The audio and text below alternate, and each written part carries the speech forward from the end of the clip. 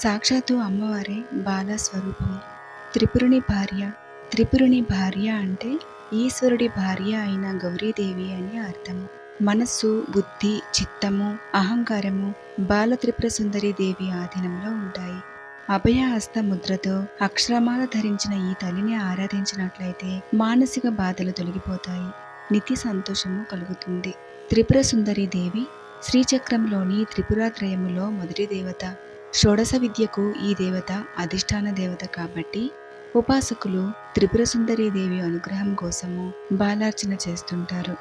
త్రిపుర సుందరి అనగా మనలోని 3 అవస్థలైన జాగృత్, స్వప్న, సుషుప్తి. ఈ 3 అవస్థలకు బాలయే అధిష్టాన దేవత.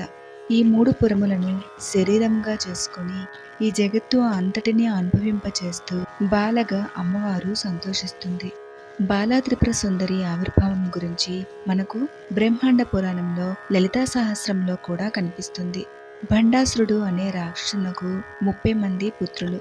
హంసలచే లాగబడుతున్న కర్ణిక అనబడే రథాన్నెక్కి 30 మంది భండాసుర పుత్రులను ఆ తల్లి సంహరించింది. ఆ అసురులు సామాన్యులు కారు. ఇంతకు పూర్వము యుద్ధాలలో ఇంద్రాది దేవతలను గడగడలాడించినంతటి భయంకరమైన వాళ్ళు.